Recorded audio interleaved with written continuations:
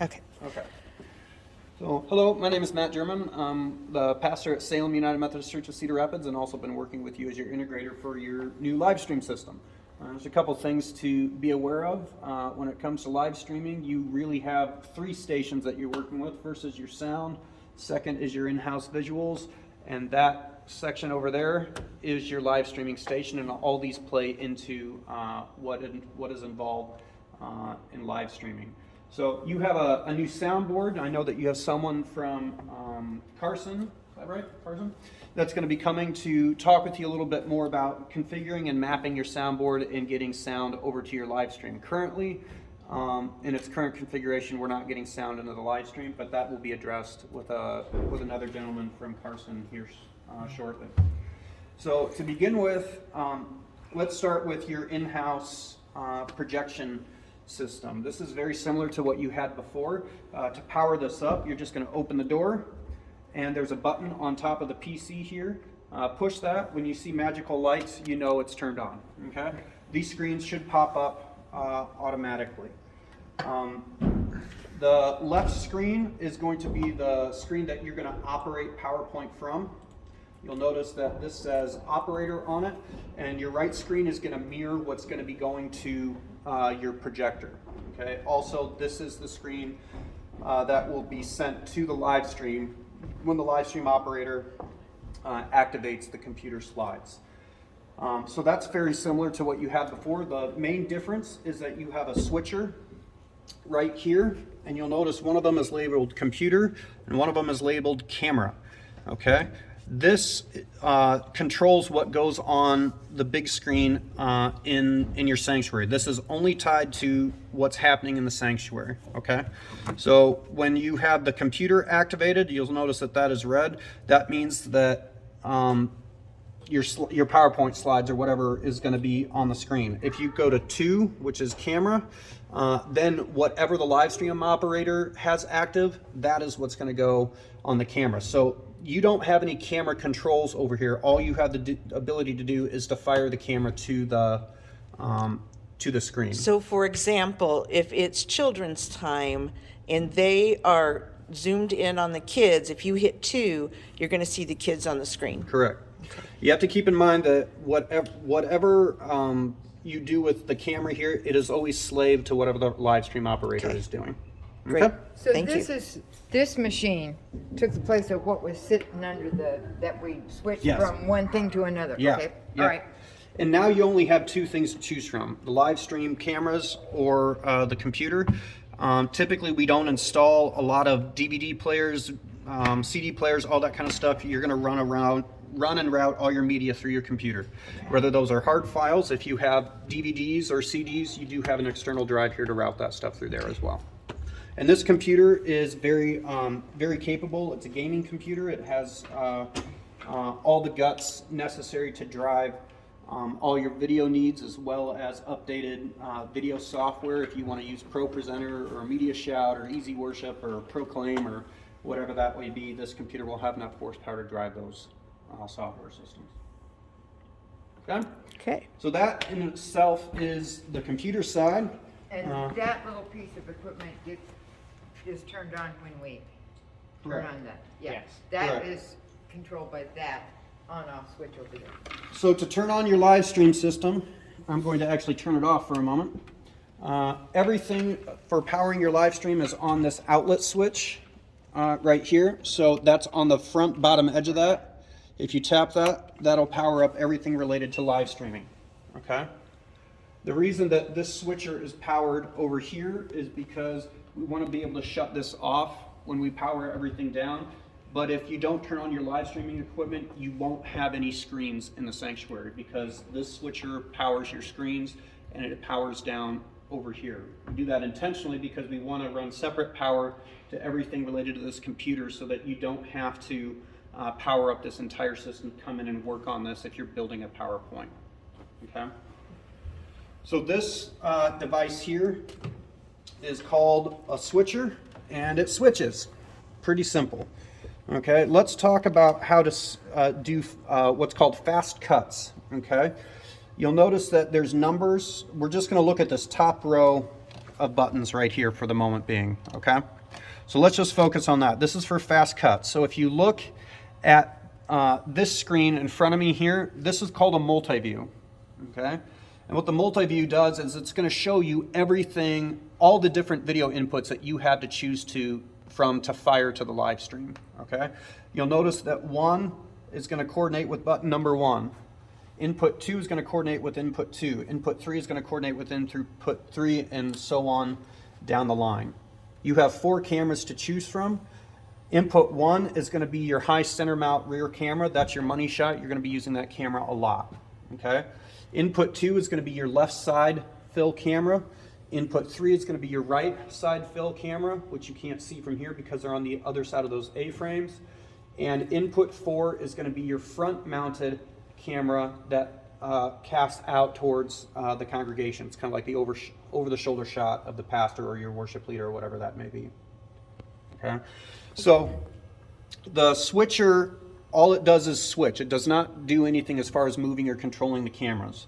Okay, if you want to notice that when a red button in the camera world doesn't mean stop, it actually means that's what's live.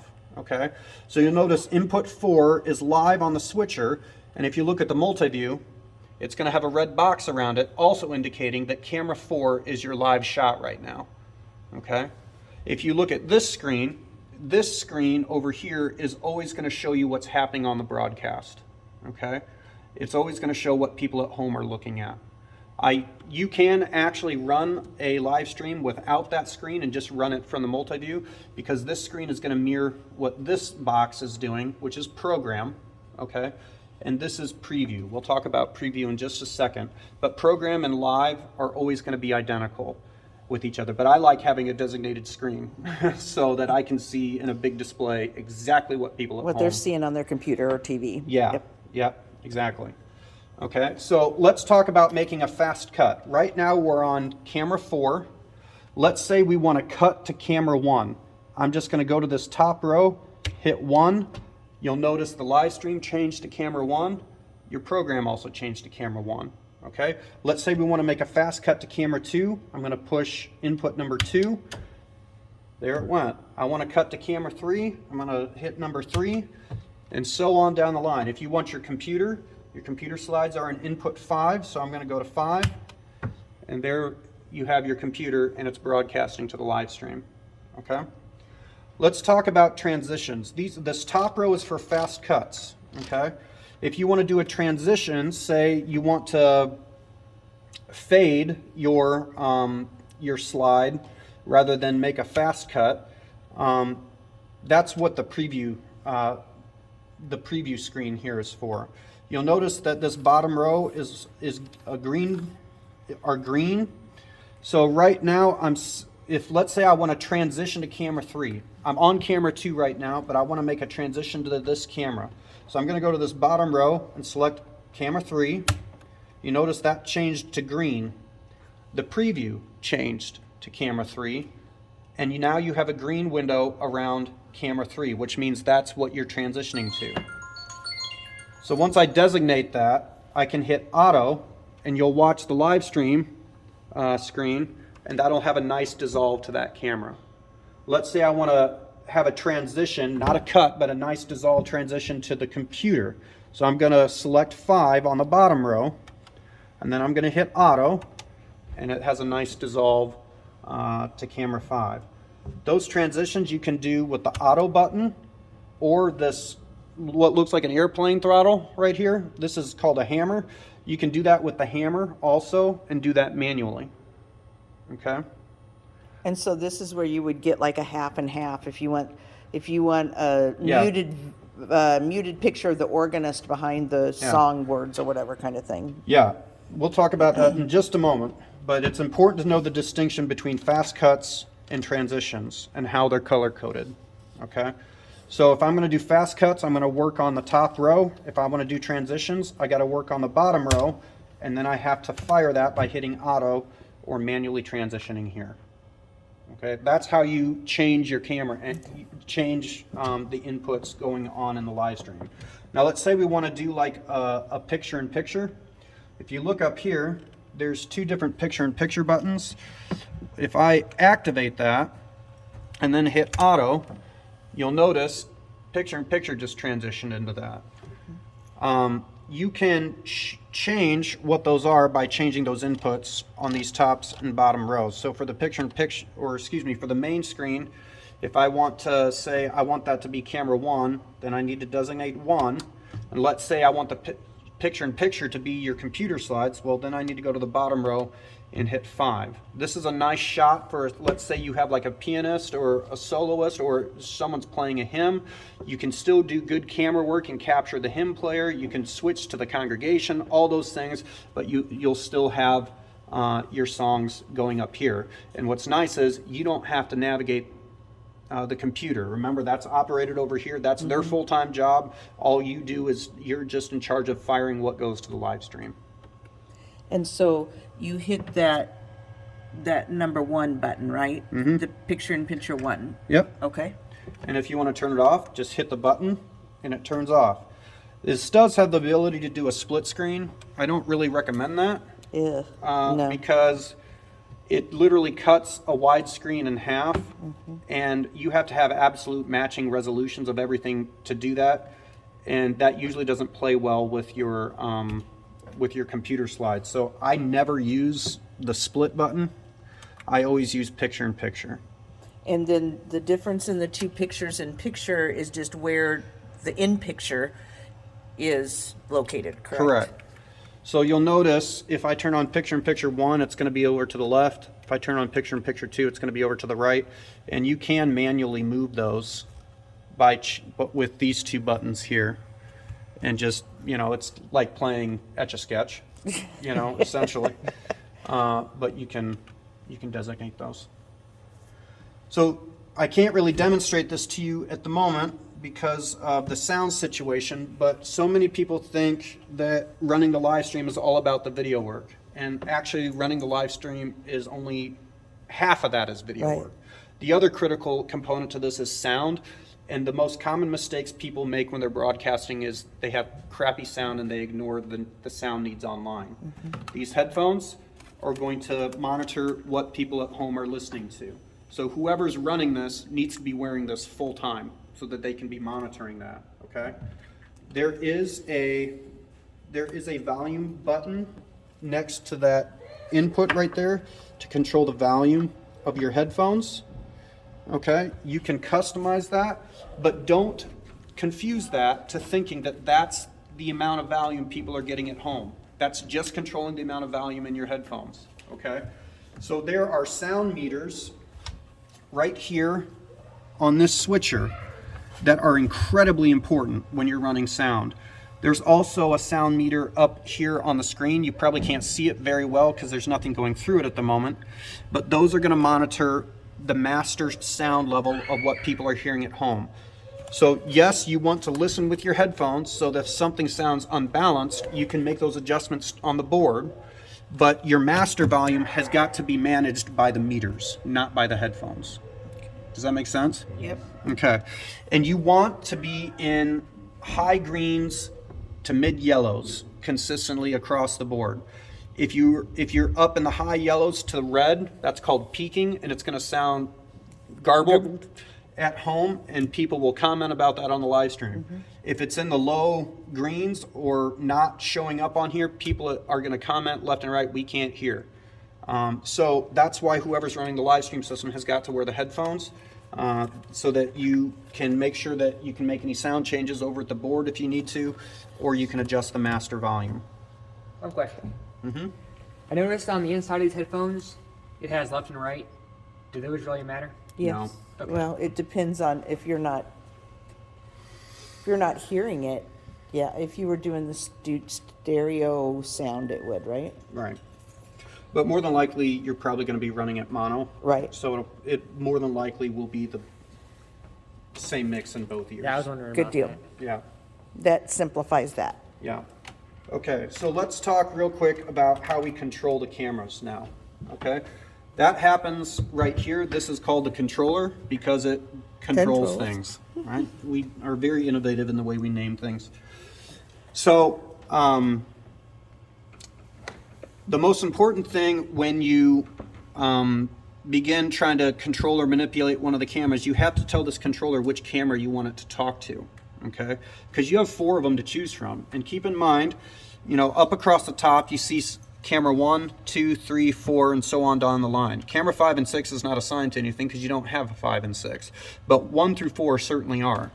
And those camera numbers are going to correspond to the camera numbers on your multi-view, okay? Just like on the switcher, just like on the controller, okay? So let's say I want to control camera, I need to do something with camera 1. So I'm going to come up here and push camera 1, and you notice this screen changed and the target IP address changed also. These cameras are controlled over the network, okay? So what I'm going to do is, you know, this is just like playing Mario Kart at home. If I go left, the camera's going to go left. If I go right, the camera's going to go right, up, down, so on. If I want to zoom in, I twist this stick, and now I can zoom in. This camera, this high center mount rear camera is a 30 times zoom camera, and I can get close enough typically to read what's in your altar Bible, or at least some of it, okay? So the image quality is really good, and that's how you control it. Same thing if I want to manipulate camera 2. Notice camera 1 is live on the live stream. So we were probably looking at that while we were doing that. But you'll notice on the multi-view, input 1, which is camera 1, is also doing what this is doing.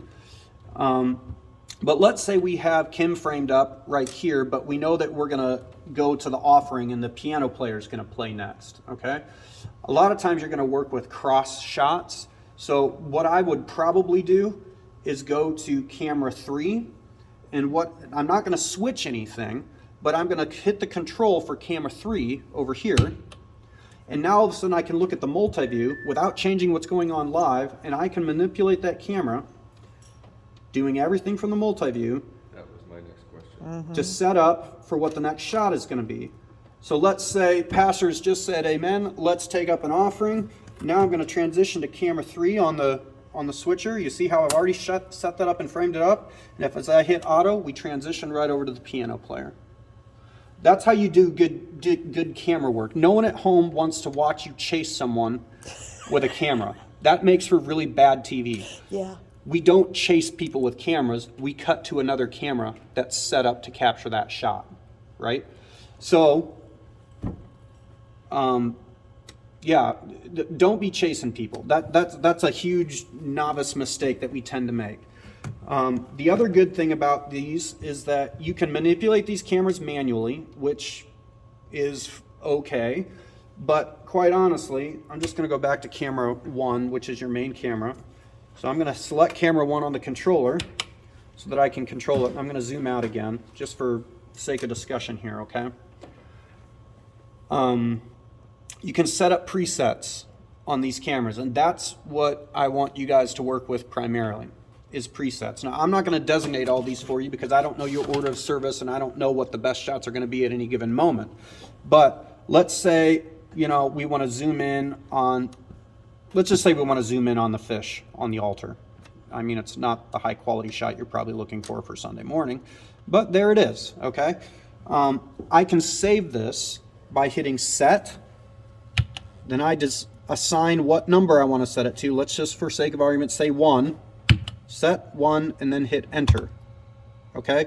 Now I've assigned this. You can always reassign at any time. So let's say, so if I zoom out and just move that camera, now if I hit 1, it's going to go back to that pre-saved camera angle. And when since you put in different IPs, would that do anything to the presets that we've already set up?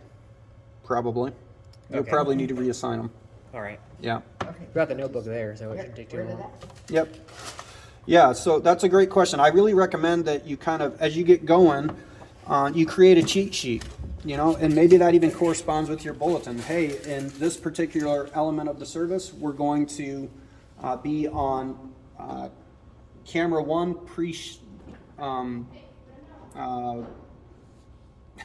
Preset. save scene 1, right? Okay. So you can make a cheat sheet here to let people know what those numbers are going to do, so you know what those camera angles are. Highly recommend you do that. Okay. that's essentially how you control the cameras. You'll want to get your presets assigned as quickly as possible, knowing that you're going to have training wheels for a while, and you probably won't like them for eternity, so you'll probably reassign them eventually. But the good thing about this type of camera system is that you're going to have very consistent video production week to week, because you'll have similar frame shots rather than trying to do the home video version swinging a cell phone or a tripod mounted camera. So let's say you want to start streaming, okay? All of this we've done without going live to the internet. There's a live stream button here. There's only 2 buttons on this streaming device. The green button, it starts streaming. You notice how this is flashing?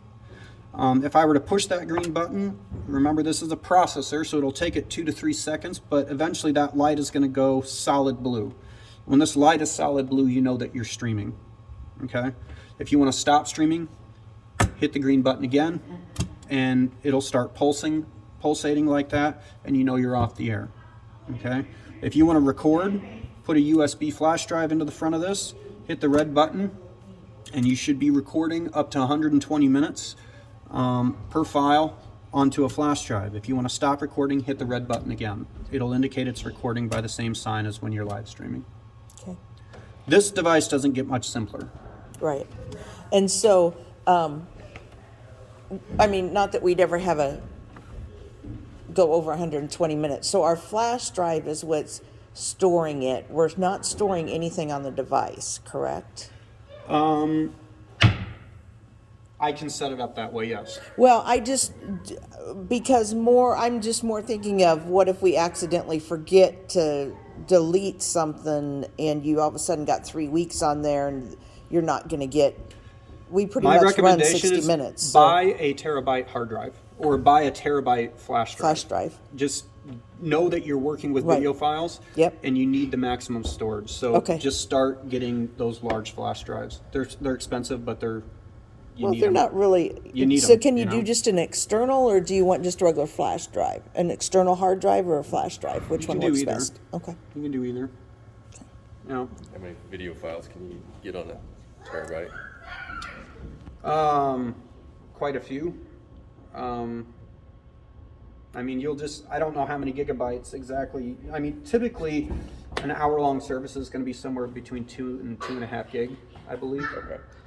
So if we're leaving them on Facebook and we've got them on YouTube, special services, once we've done cutting or dubbed it onto a DVD or whatever, special services would probably be the only thing that we would keep Probably. for a prolonged time. Yeah. So I work this same live stream system at my church. We never record. We just Okay. don't find a reason to unless we need to edit something later, Okay. or we need to burn something to Or like a DVD funeral. for a funeral or a Right. wedding or something like that. But once you stream, it's already archived on Facebook. It's Right. already archived on Done YouTube. YouTube. There's no more uploading stuff anymore. Right. It's going to eliminate the post worship time that you have to do all that stuff with. And so do we have a burner on our computer? Do we? I should have That said, is do a we? DVD rewritable drive, yes. Okay, so then if we want to have like the baptism, give that as a gift, we just can take it off, are we better off to take it off the drive or to download it off YouTube, or what's the best way to do that? Transfer You it can from do the it either drive to way. the Probably DVD? the easiest way, if you know you're going to have a baptism, how I would do it is I would record it to a flash drive, because Okay. then you don't have to wait for the download. Right, You know, and just, and then just bring that video file up, edit it, and then burn it to disk. okay, You know, okay, great. yep, and that's it. Cool. Is there any troubleshooting stuff we need to like you came in and reassigned your IPs and stuff? Yeah, that requires specialty software. So if you run into an IP address problem, you're going to have to call me. Okay. I don't have a problem with that. But unless something changes down the line with your internet, these are set. They're static IP addresses. Okay. You're not going to have to worry about that again. Okay. Yeah, because I asked him too at the beginning, what about a power failure, but that shouldn't. Yeah, we should. So it's the change in when the guy redid on the internet on whatever day I walked in here, Tuesday or whatever day that was. Anyway, he put his on the dedicated line and not in with this, because this now turns off all of our internet in the building, so we didn't have an internet or a phone. Oh, So he plugged it into the stationary one in the back. Perfect. And everything else runs through that, but not our Oh, is internet. this plugged into here? yeah, It was, I it's don't know. not, yeah. I'd gone in there and cleaned that up. There was, Okay. I'd gotten, there were some extra wires in there that I just looking at all that, I thought, you know what, I'm just gonna minimize as much as I can, get everything Yeah. on one. I didn't realize, I put this router here on the back one, cause it didn't have Oh, enough room, but yeah, yeah. everything else fit on this. Good. And, but yeah, like I said, that killed the Yeah. phone and Yeah, internet there. that So would- Yeah. yeah. So, Okay, good so deal. no, yeah, that's good. Yeah, so we got that all 'cause I didn't realize. troubleshot, and Excellent. they came back in, and we got whatever cable still needed run over there. He came in and did that one afternoon. I don't know, so, Okay. Well, other than that, you're pretty well squared to go. Your guy from Carson should be able to map and assign that board, and this is just run through an XLR channel. Bus outputs are XLR outputs, so once he assigns the mapping on that, It it should should just- fire right away. okay, Yep, great. should be no problem. Okay, then I'm gonna turn off the video if we're Sounds good.